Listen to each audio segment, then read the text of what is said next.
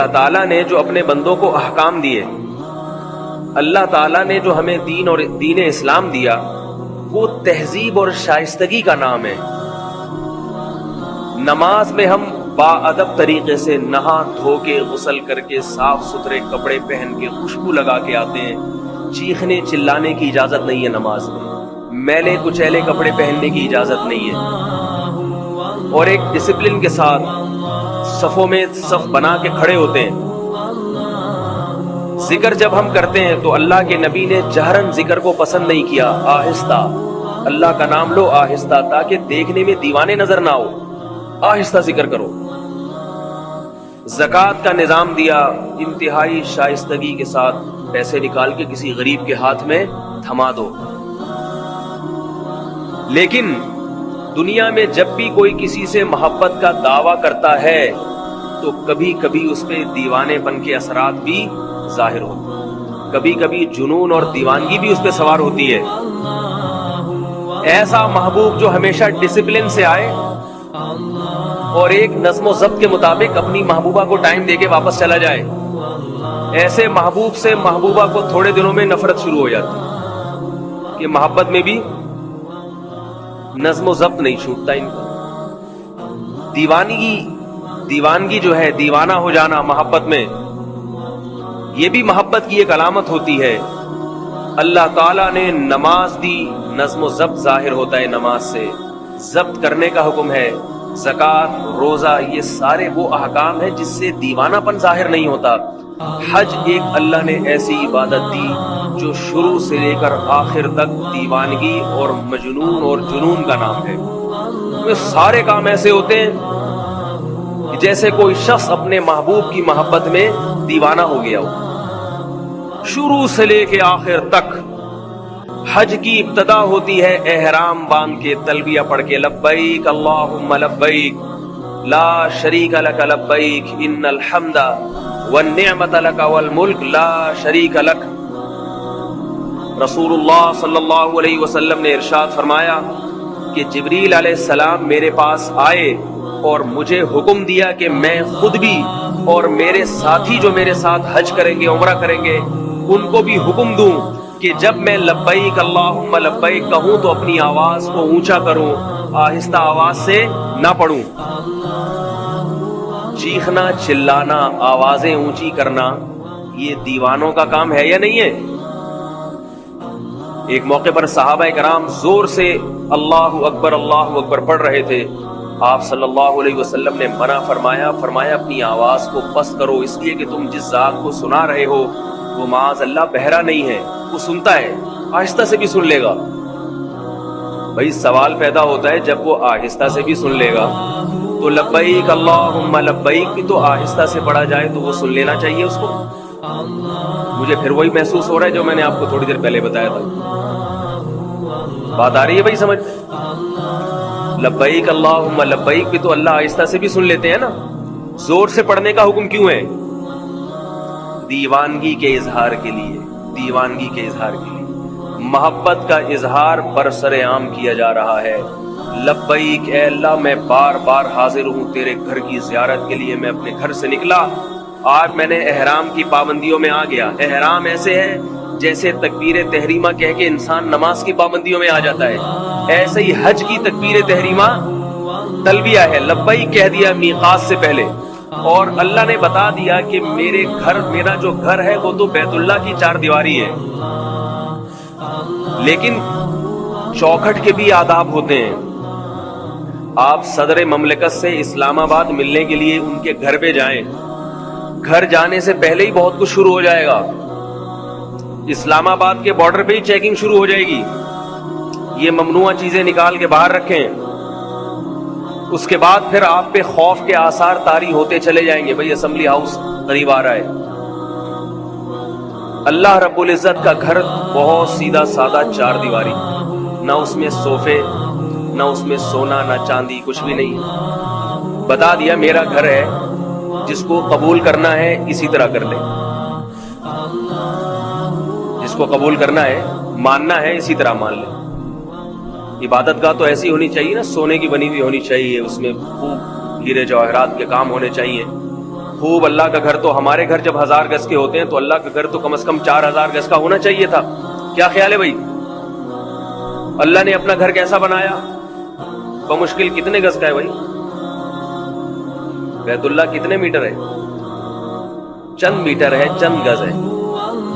یعنی اتنا پلاٹ اگر ہم یہاں خریدنا چاہیں تو غریب سے غریب آدمی بھی آسانی کے ساتھ خرید سکتا ہے. پھر اس میں ڈبل منزلہ نہیں ہے، ایک ہی منزلہ ہے، 4 دیواری ہے. ابراہیم علیہ السلام نے تو گارے کی مٹی سے بنا دیا تھا کچا. بارش آتی تھی دیواریں گر جاتی تھی، اتنا کچا گھر پھر دوبارہ بنایا جاتا تھا.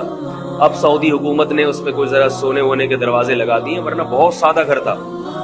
تو اللہ نے بتا دیا کہ یہ میرا گھر ہے، اس کے آداب بہت سخت ہیں. اسلام آباد میں کسی وزیر اعظم یا صدر کے ہاؤس میں آپ جانا چاہیں تو اس کے آداب اتنے سخت نہیں ہیں، یہاں کے آداب بہت زیادہ سخت ہیں. تو میقات اللہ کی چوکھٹ ہے، چوکھٹ اللہ کا ایریا شروع ہو گیا، وہاں سے خالق کائنات کا علاقہ شروع ہو گیا. دنیا میں کوئی مقام، کوئی جگہ اتنی مقدس اور اتنی قیمتی نہیں ہے جتنا اللہ کا گھر اور اس کی چوکھٹ. اس لیے اس کے آداب بہت سخت ہیں. یہ مسئلہ خوب سمجھ لیجئے کہ جو شخص بھی مکہ جانے کا ارادہ کرتا ہے کسی بھی نیت سے، چاہے تجارت کے لیے جا رہا ہو، چاہے اپنے کسی رشتہ دار سے ملنے کے لیے جا رہا ہو، شریعت کا حکم ہے کہ وہ میقات کو احرام کے بغیر کراس نہیں کر سکتا.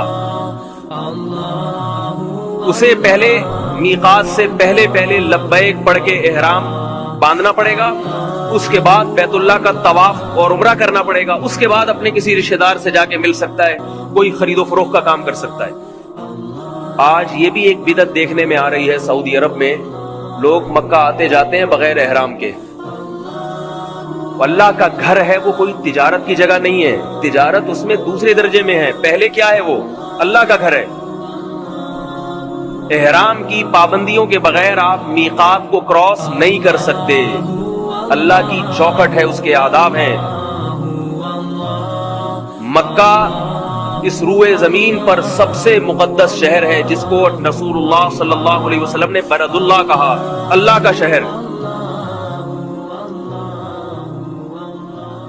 تو اللہ تعالیٰ حاجی سے سب سے پہلے زور سے تلبیہ کہلواتے ہیں، لبیک اللہم لبیک. بہت سے لوگ جو یہاں بہت چیختے چلاتے ہیں، اونچی آواز سے بات کرتے ہیں، وہاں جا کے ان کی آواز منحنی اور باریک سی ہو جاتی ہے. انہیں زور سے لبیک کہتے ہوئے شرم آتی ہے، لوگ کیا کہیں گے. تو بھائی ایسے موقع پہ لوگوں کی پرواہ نہ کیا کرو. اللہ کو ایسے موقع پہ دیوانہ پن پسند ہے. حج نام ہے دیوانگی کا. زور سے تلبیہ پڑھا کرو، اس کا معنی اور مفہوم سوچ کے. لبیک اللہم لبیک، اے اللہ میں بار بار حاضر ہوں، بار بار حاضر ہوں. لا شریک لک، تیرے ساتھ کسی کو شریک نہیں کرتا. آج تک کبھی یہ نہیں کہا یا رسول اللہ مدد، یا غوث آدم مدد، یا فلاں مدد. نہ نہ نہ، ہمیشہ تجھی سے مانگا، اور کسی مزار پہ نہیں کیا میں کبھی منتیں ماننے کے لیے. جو حاجی مشرک ہوتا ہے نا، وہ حج بھی کرتا ہے اور فلاں پاپا کے مزار پہ بھی جاتا ہے. تو اللہ کو ایسا آدمی پسند نہیں ہے کہ تو ادھر ہی کلفٹن میں چلا جایا کر، تو غازی بابا کے مزار پہ جایا کر، یہاں نہ آیا کر. تو جب حاجی یہ کہتا ہے لا شریک لک، اے اللہ میں تیرے ساتھ کسی کو شریک نہیں کرتا، کیا مطلب؟ تیرے گھر جیسا تقدس میرے دل میں کسی اور جگہ کا نہیں ہے. صرف یہاں آتا ہوں زیارت کے لیے، یہاں آتا ہوں طواف کے لیے، اور کسی جگہ نہیں جاتا طواف کے لیے. تو حاجی یہ اقرار کرنے کے بعد اس پر پابندیاں شروع ہو جاتی ہیں. رسول اللہ صلی اللہ علیہ وسلم نے ارشاد فرمایا، مکہ یہ اللہ کا شہر ہے، یہاں کسی نفس کو قتل کرنے کی اجازت نہیں، یہاں کسی درخت کو اکھاڑنے کی اجازت نہیں ہے. آپ کسی کے گھر چلے جائیں اور اس کے گھر جا کے چیزوں کی سیٹنگ دائیں بائیں کرنا شروع کر دیں، اسے غصہ آئے گا کہ نہیں آئے گا؟ آپ گئے کسی کے گھر، دراز کھول کے دیکھ رہے ہیں جیسے آج کل بعض لوگ کرتے ہیں. میزبان جیسے ہی اندر گیا نا، دراز کھول کے دیکھا اندر کیا پڑا ہوا ہے. میں تو بھگتتا رہتا ہوں نا، ہر قسم کے آدمی آتا ہے ہمارے یہاں، تو میزبان کو یہ چیز برداشت ہوتی ہے؟ میزبان چاہتا ہے بھائی آپ آئیں، بیٹھک میں بیٹھیں، اچھے بچوں کی طرح چائے پئیں اور نکل جائیں۔ تو اللہ کا جو شہر ہے اس کی عظمت کیا ہے؟ کسی درخت کو اکھاڑنے کی اجازت نہیں۔ اور آج تو بیت اللہ کی حدود میں، حدود حرم میں لوگوں کے گھر مکانات بن گئے ہیں۔ امام ابو حنیفہ رحمہ اللہ تعالیٰ کا مذہب اور بہت سے فقہا کا مذہب یہ ہے کہ حدود حرم میں کوئی اپنی ذاتی ملکیت کی کوئی چیز نہیں بنا سکتا۔ جیسے مسجد اگر کوئی چاہے کہ مسجد میں میں کونے میں اپنا ایک ذاتی کمرہ بنا لوں، کیا اجازت ہوگی اسے؟ یہ تو وقف ہے۔ تو فرماتے ہیں حرم اور اس کی حدود یہ وقف ہیں اللہ کے لیے، اس میں اگر کوئی کمرہ یا رہائشی چیز بنائے گا تو حاجیوں کے لیے، ذاتی نفع کے لیے نہیں بنا سکتا۔ جاتے ہی سب سے پہلے مجھے اس موقع پر وہ امرؤ القیس کا شعر یاد آتا ہے۔ امرؤ القیس ایک بہت بڑا عاشق گزرا ہے لیلا کا، جس کے اب بڑے قصے سنائے جاتے ہیں۔ لیلا مجنون جو تھا نا، اس کا یہ امرؤ القیس ہی تھا۔ تو امرؤ القیس ایک شعر کہتا ہے: امر من الدیار دیار لیلا اقبل ذا الجدار وذا الجدار وما حب الدیار شغفن قلبی ولكن حب من سکن الدیار۔ کہتا ہے کہ اے لوگو، میں جو لیلا کے گھر کے گرد گھومتا ہوں، چکر لگاتا ہوں، جس آدمی کو محبت ہوتی ہے نا، اس میں دیوانہ پن بھی جھلکتا ہے تھوڑا تھوڑا۔ ایسی محبت کہ وہ محبت آپ کی آنکھوں سے آنسو نہ نکالے اور آپ کو دیوانہ نہ بنائے، ایسی خشک محبت کسی کو پسند نہیں ہوتی۔ بعض عورتیں شکایت کرتی ہیں کہ ہمارے میاں اتنے نیک، اتنے شریف ہیں کہ آج تک کبھی جذبات سے مغلوب ہو کے یہ نہیں کہا کہ ہمیں آپ سے محبت ہے۔ یہ کہتے ہوئے بھی شرم آتی ہے۔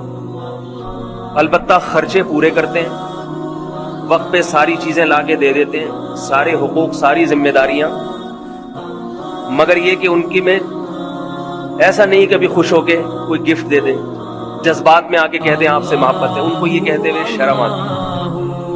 تو یاد رکھو، جیسے دنیا میں جب کوئی کسی سے محبت کرتا ہے تو وہ چاہتا ہے میرے محبوب میں کچھ جذبات بھی ہونے چاہیے، تھوڑی سی جذباتیت بھی جھلکنی چاہیے۔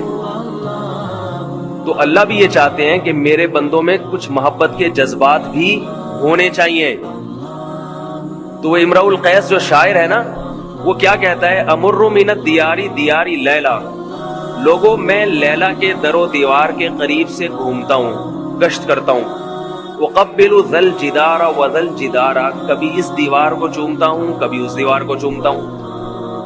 اب لوگوں کو تو سوال اشکال ہوگا نا، جن کے دل میں محبت نہیں ہے لیلا سے، ان کو تو اشکال ہوگا کہ اس کا دماغ خراب ہے، سارا دن گلی کے چکر لگاتا رہتا ہے اور سارا دن کبھی اس دیوار کو چوم رہا ہے، کبھی اس دیوار کو چوم رہا ہے۔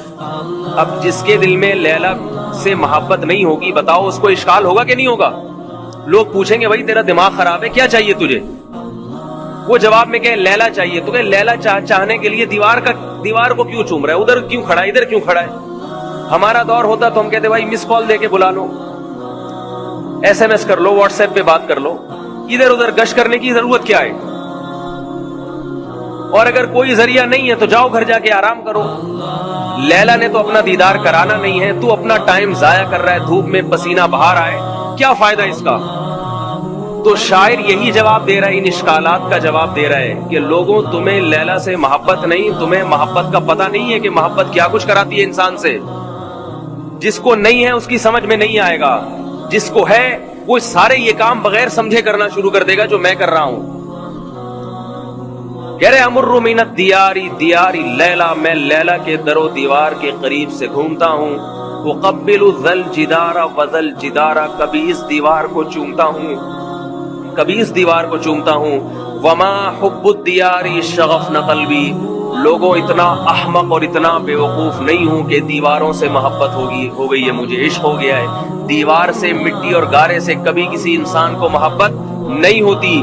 ولیکن حب من سکن الدیار، اصل بات یہ ہے کہ ان دیواروں کے پیچھے میرا محبوب رہتا ہے، اس محبوب سے محبت نے مجھے ان دیواروں کو بھی میری نظر میں محبوب بنا دیا ہے، کیونکہ ان دیواروں کی نسبت کس طرف ہے؟ اس محبوب کی طرف ہے۔ انسان کو جس سے محبت ہوتی ہے اس کی ہر چیز اور ہر ادا سے محبت ہونے لگتی ہے, اور اگر نہیں ہے محبت اس کا مطلب اسے اس انسان سے ہی محبت نہیں ہے. ساری زندگی جو یہاں 5 نمازیں پڑھتا رہا, اللہ کے گھر میں سجدہ کرتا رہا, رمضان کے روزے رکھتا رہا, اسے جب یہ علم ہوتا ہے کہ میرے رب نے مجھے اپنے گھر کی زیارت کے لیے بلایا اور وسائل دے دیے, بلاتے تو اللہ سب کو ہیں, کسی کو آنے کی طاقت دیتے ہیں, کسی کو نہیں دیتے, وسائل دے دی اللہ تعالیٰ نے, اسے بیت اللہ کے طواف میں وہ مزہ آتا ہے جو امرؤ القیس کو لیلا کے در و دیوار کے گرد چکر لگانے میں مزہ آ رہا تھا, اس سے بھی زیادہ مزہ آتا ہے. بیت اللہ کا طواف یہ دیوانگی کا ایک اظہار ہے, محبوب کے در و دیوار کے گرد گھومنا, چکر لگانا. اور عجیب بات ہے, علماء نے بیان کیا ہے کہ جب آپ مسجد میں آئیں, حدیث میں آتا ہے کہیں بھی مسجد میں جائیں تو تحیت الوضو, تحیت المسجد پڑھے پہلے 2 رکعت, ہے نا. لیکن جب آپ مسجد حرام میں جائیں گے تو تحیت المسجد نہیں ہے, مسجد حرام میں تحیت المسجد نہیں ہے, کیونکہ مسجد حرام کی سب سے بڑی عبادت بیت اللہ کا طواف, یہی تحیت المسجد ہے. سب سے پہلا کام مسجد حرام میں داخل ہونے کے بعد کیا کرنا ہے؟ بیت اللہ کا طواف, بیت اللہ کا طواف کرنا ہے, سب سے محبوب عبادت. اس طواف کے بغیر نہ حج قبول ہوگا نہ عمرہ قبول ہوگا. اور طواف کے بعد سعی ہے. حضرت ہاجرہ رضی اللہ تعالی عنہا نے اللہ کے لیے قربانی دی تو اللہ تعالی حاجی کو چکر لگواتے ہیں وہاں. یہ بھی دیوانگی ہے, کیونکہ حضرت ہاجرہ اللہ کی محبت میں دیوانی ہو گئی تھی. کوئی عورت اپنے بچے کو کسی کی محبت میں جنگل میں رکھنے کے لیے تیار نہیں ہوتی. آج تک آپ نے کسی محبوب کو دیکھا؟ یہ جو بھوک ہڑتال کرتے ہیں نا, یہ چپ کے کھا رہے ہوتے ہیں, بھوک ہڑتال کر کے بیٹھے, جب کیمرے کے سامنے بسکٹ نہیں ہوتے, باقی جیسے ہی کیمرہ ہٹا چلو بھائی شروع. مرتا کوئی نہیں ہے, کسی کی محبت میں بھوک سے مرنے کے لیے کوئی تیار نہیں ہوتا. حضرت ہاجرہ اپنے دودھ پیتے بچے کے ساتھ بیت اللہ میں موت کے لیے تیار تھی, موت کے لیے. حضرت ابراہیم علیہ السلام نے کیا فرمایا جب چھوڑ کر جا رہے تھے؟ تو حضرت ہاجرہ نے پوچھا, صحیح بخاری کی حدیث ہے, بار بار پوچھ رہی ہیں آپ ایسا کیوں کر رہے ہیں؟ حضرت ابراہیم علیہ السلام جواب نہیں دے رہے. فرمایا صرف یہ بتا دیں کہ یہ آپ کی طرف سے ہے یا اللہ کی طرف سے. تو حضرت ابراہیم نے فرمایا اللہ کی طرف سے. حضرت ہاجرہ نے فرمایا اذا لا یضیعنا, پھر اللہ ہمیں ضائع نہیں کرے گا. اللہ کو حضرت ہاجرہ کی قربانی کتنی پسند آئی. صفا اور مروہ کے پہاڑ پہ دوڑی ہیں تو حاجی کا حج قبول نہیں ہوتا. محمد صلی اللہ علیہ وسلم بھی صفا اور مروہ کے پہاڑ پہ دوڑے ہیں, حضرت ابو بکر بھی دوڑے ہیں, حضرت عمر بھی دوڑے, حضرت عثمان بھی, حضرت علی بھی, عبداللہ ابن مسعود بھی, عبداللہ ابن عمر بھی, بڑے بڑے صحابہ, تابعین, امام ابو حنیفہ بھی, امام شافعی بھی, امام احمد ابن حنبل بھی, امام مالک بھی, امام بخاری بھی, امام مسلم بھی, جنید بغدادی بھی, شیخ عبد القادر گیلانی بھی. کوئی ولی اللہ ایسا نہیں ہے جو بیت اللہ کی زیارت کے لیے گیا ہو اور حضرت ہاجرہ کی طرح پہاڑ پہ اس نے دوڑ نہ لگائی ہو, کیونکہ اس کو معلوم ہے کہ میرا حج اور عمرہ قبول نہیں ہوگا جب تک کہ میں یہاں چکر نہیں لگاؤں گا. کیوں میرے بھائی؟ اللہ بتاتے ہیں کہ اللہ کے ہاں قربانی کی قدر ہے. قربانی کی, ایک عورت نے اللہ کی خاطر اپنی اور اپنے بچے کی قربانی دی, اللہ نے اس کی قربانی کو کیسا اللہ نے اس کی قربانی کی قدر کی ہے. تو بیت اللہ جب صفا اور مروہ کی حاجی دوڑ لگاتا ہے, چکر لگاتا ہے, اس کے دماغ میں یہ تصور ہونا چاہیے اور یہی تصور رکھ کر اس کو وہاں دعا مانگنی چاہیے.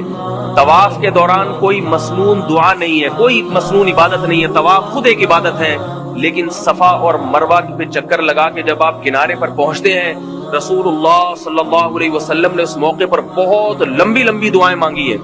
ہم نے اپنے بزرگوں کو, اکابر کو دیکھا ہے اور سنا ہے کہ صفا اور مروہ پہ اتنی زیادہ دعائیں مانگتے ہیں کہ جب تک ان کی ٹانگوں میں درد نہیں ہو جاتا اور چکر آ کے گرنے نہیں لگتے, اس وقت تک وہ دعا مانگنا ختم نہیں کرتے. کیوں؟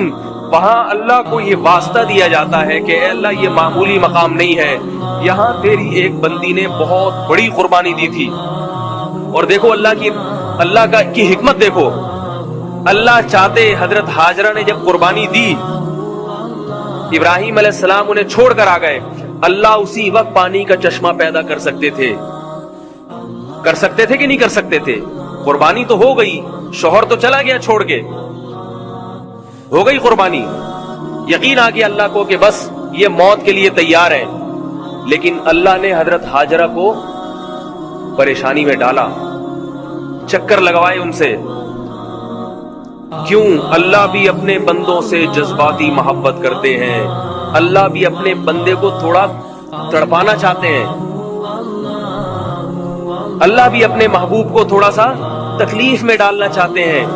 کیوں؟ اللہ بھی یہ دیکھنا چاہتے ہیں کہ میری محبت میں یہ ذرا دیوانہ تو ہو، پاگلوں کی طرح دوڑے تو صحیح، اللہ کو بھی مزہ آتا ہے اس سے، اللہ بھی یہ منظر دیکھ کر خوش ہوتے ہیں۔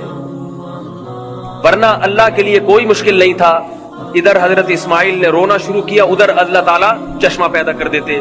7 چکر لگوائے اللہ نے حضرت ہاجرہ سے صفا اور مروہ کی پہاڑی پر، اور ان کے صبر کا امتحان بھی لیا، اور ان کو آزمایا، ان کو رلایا، ان کو پریشان کیا۔ اس کے بعد اللہ نے زمزم کا چشمہ جاری کر دیا۔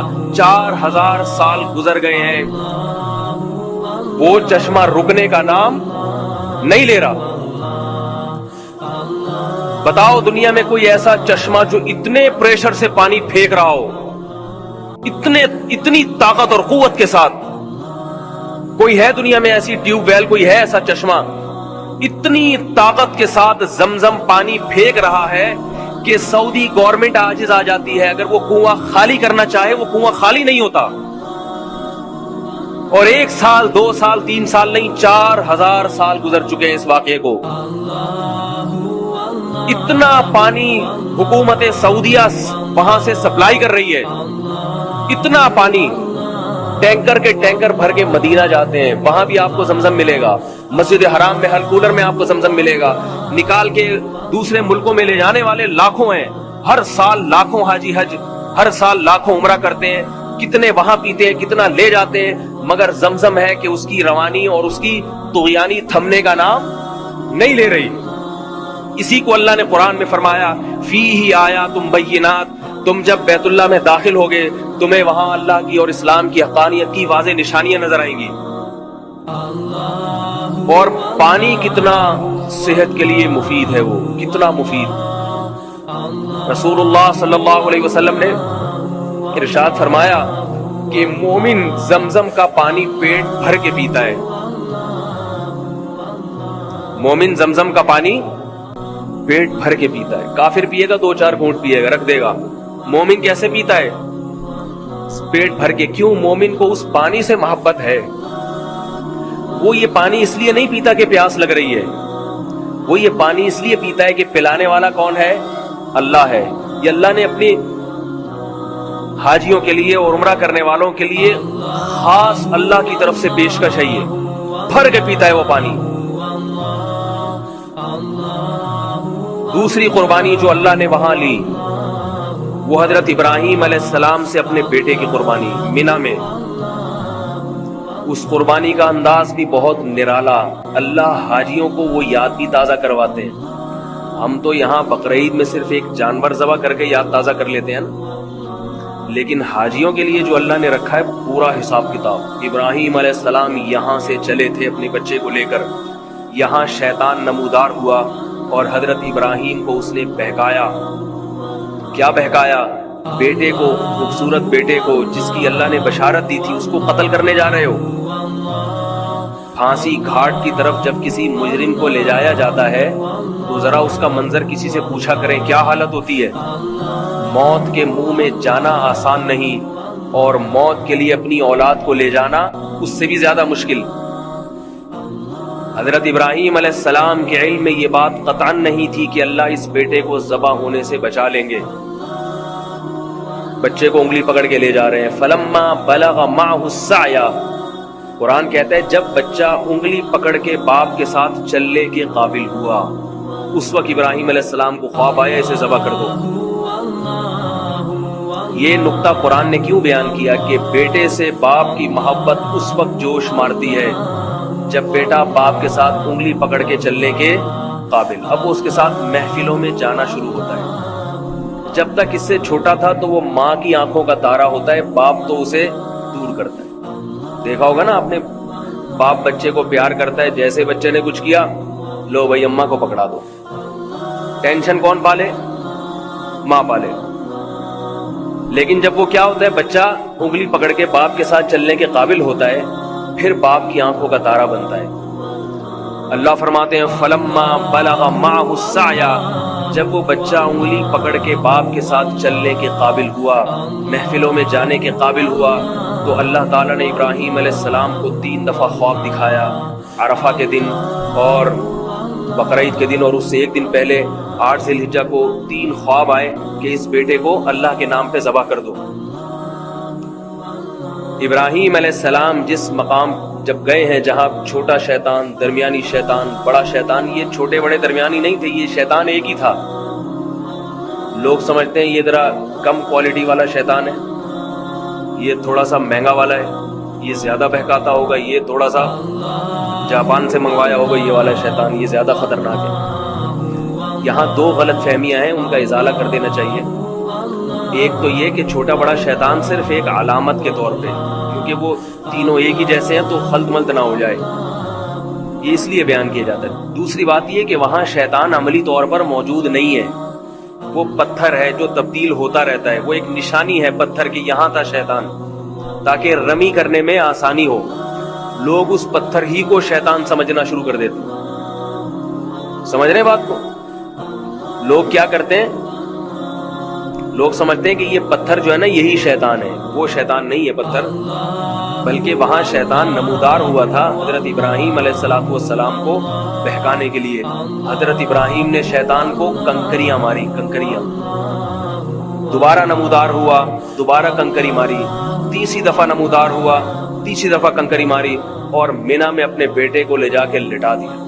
فلما اسلما وتلہ للجبین، فرمایا جب دونوں باپ اور بیٹے فرما بردار بن گئے اللہ کے حکم کے سامنے اور لٹا دیا پیشانی کے بل، اللہ تعالیٰ کی طرف سے وحی آئی، وَفَدَيْنَاهُ بِذِبْحٍ عَظِيمٍ قَدْ صَدَّقْتَ الرُّؤْيَا، اے ابراہیم تو نے اپنے خواب کو سچا کر دکھایا، اللہ کو تجھ سے تیرا بیٹا ذبح نہیں کروانا۔ اس بیٹے کی نسل میں تو محمد صلی اللہ علیہ وسلم نے پیدا ہونا ہے، یہ کیسے ذبح ہو سکتا ہے؟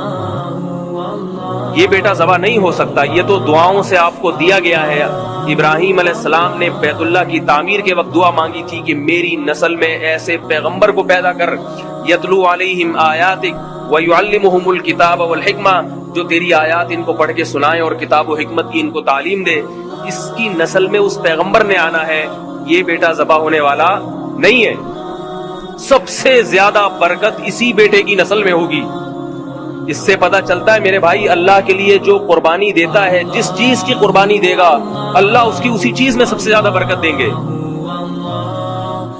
اگر اپنی اولاد کو دین کے لیے وقف کر دو، لوگ کہتے ہیں اگر بچے کو مولوی بنا دیا تو یہ تو کسی کام کا نہیں رہے گا، اپنے کسی بیٹے کو دین کے لیے وقف کر کے دیکھو، سب سے زیادہ برکت تمہاری اسی اولاد میں ہوگی، سب سے زیادہ برکت۔